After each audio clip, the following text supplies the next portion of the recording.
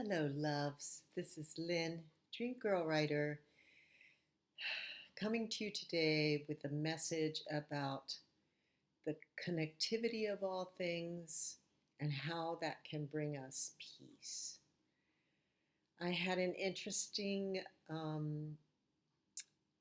visit with my neighbor this morning. I am friends with a 90-year-old woman in my neighborhood here, and she's broken her hip twice and become less and less mobile. And even though she's recovered enough to walk with a walker now, she's still got a lot of challenges physically.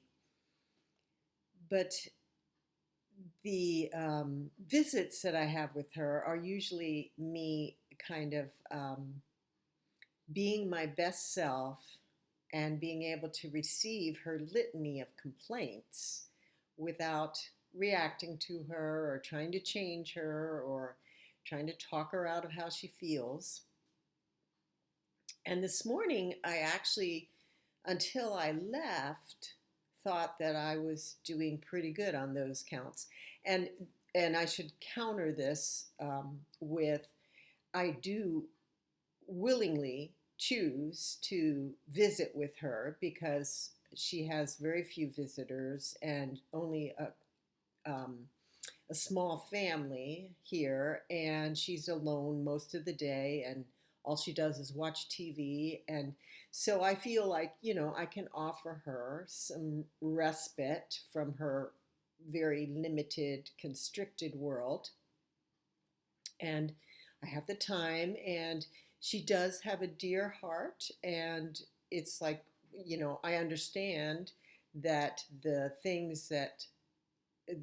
reason she sees the world the way she does is because she's like 90% of the people on this planet, that's the way she was programmed, that's the way she was taught, that's the way she lived, that she thinks that that's all there is because she's using her mind to construct a reality instead of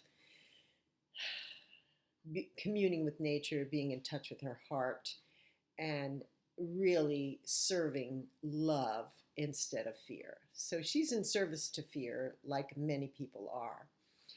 And she's been a great lesson for me because in my aging process, I have had to let go of a lot of things and change up a lot of things about the way I see the world and the way I see myself. And I'd like to think that I'm doing that in honor of myself and in honor of love. And so it's always interesting when I go to have a visit with her when I come back from it to see what's come up for me in terms of my fears and my resistance and my just wanting to sometimes, I mean, literally, I'm sorry to say this, but sometimes I want to throttle her and just say, can you just stop complaining for a minute? But I never have, and good for me that I've said very few things that have challenged her because I know that when I do, that just makes things worse for her. And I just want to give her what comfort I can. So when I came back from the visit this morning, it was pretty much the usual type of visit, but I just had kind of in the last week or so, I've opened myself up more and felt so much more connected to love and to, the people on this planet and to a devotion to do the best I can to bring things more in perspective for those who do operate under shadows or in a fear-based world. But the minute I left her door, I just felt like I wanted to run, like run to the ends of the earth, run for my life. It was just this energy just welled up inside of me, like all of her negativity. And it was just like, little things here and there that she refused to do for herself, or no, that was not the way things were done, or blah, blah, blah, and they just kind of all I embodied them, I guess, and they just welled up inside of me. And I just wanted to throw them off of me, which is exactly what fear does. You know, it makes you want to just throw it on somebody else. So I came home and did some drumming and chanting and got in touch. You know, listened to a transmission by Richard Rudd of the Gene Keys and kind of calmed myself down. You know, got centered and then started to examine, you know, what it was this particular time that really bothered me. And I feel like it ended up being very good news because I feel like what it is that I am ultra sensitive to that. I have embodied so much love and connectivity, and I have practiced and devoted myself to communing with nature and to really clearing my shadows as they come up and feeling it in my body so that I can know to stop and to pause and to take care of it, you know, right then. So for some reason, the energies of today between she and I, and also the inner work I've been doing, just caused it to just kind of, you know, explode out of me. And then after I cleared it a bit, I went about my activities of the day and even went out and about in, ran some errands.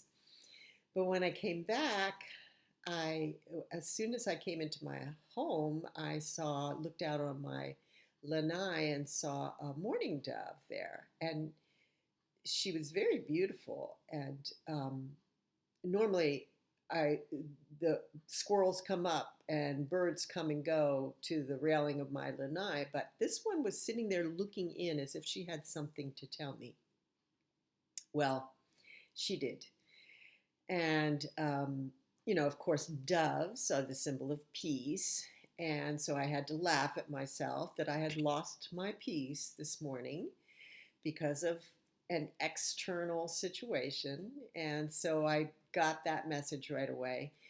But then I decided to just muse on it a bit. And I remembered this lovely necklace that I have on. It was given to me by my oldest daughter when she was 18 years old. And she paid, it was a Christmas present. She paid for it with her own money. And it was probably pretty expensive. I don't know exactly how much it cost, but it was made by an artist, and it has a couple little diamond bits in the top part of it, and it's a dove in flight. And I've had it. My daughter is now 52 years old, and I've had it since she gave it to me on when she was 18. And it's always kind of been a symbol of love and peace for me. And, motherhood, of course, is something that for me and many other people is kind of the epitome of the love that we can bring forth, for our offspring. And so when I started musing on that, I thought, oh, okay, that gave me a little bit more peace.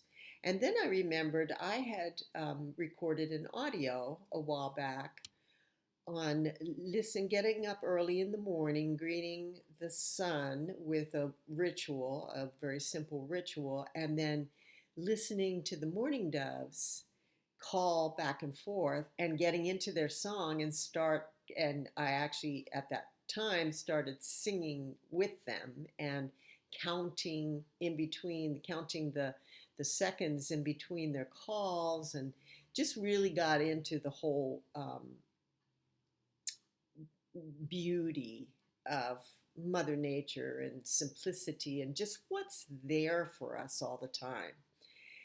And what really came to me was what really bothers me about my friend is that she's lived to be 90 years old and she sees nothing but problems. Solutions are available to her all around at all times. We live in this wonderful neighborhood on a lake with all kinds of beautiful birds and creatures, blue herons we see all the time, turtles and hawks, and a bald eagle lives around here. And I mean, all of this beauty. She lives right on the lake. I live a little bit off the lake, and I have to walk a few minutes to get down to it, but she's right there. All she has to do is go out, sit outside, and it's a very well maintained community, and we have lots of great landscaping and benches everywhere. How can it be that somebody is surrounded by all this, and my little old lady friend, she has enough money to be happy, and enough, or at least, in my opinion, by my perspective, and enough family to have people around her. And she could have so many more people around her if she just opened up to what love can offer her. If she just opened up to the beauty and the wonder and the magic and Mother Nature that's all there waiting for us at all times. So I am really grateful for my relationship with her because she's teaching me a lot, and especially again because I am in the aging process and am unable to do a lot of things that I used to do to distract myself, I guess, as it were, from problems or fears that I have. So I just consider her a gift to me, and I know I am a gift to her as well. But my message to you would be, from all this, is to be one of those minority people, to be one of those people that sees the cup full, completely full, instead of just half full or half empty. And to be one of those people who can sit and listen and accept the other 90% of the world, maybe even more, 95% of the world who sees everything as a problem, to be one of those people who only sees solutions, who only sees that we're on a journey here, and the more light and love and help and lightness of being that we can bring forth is only going to make things better. Thank you for listening. And I wish you well. I wish you love.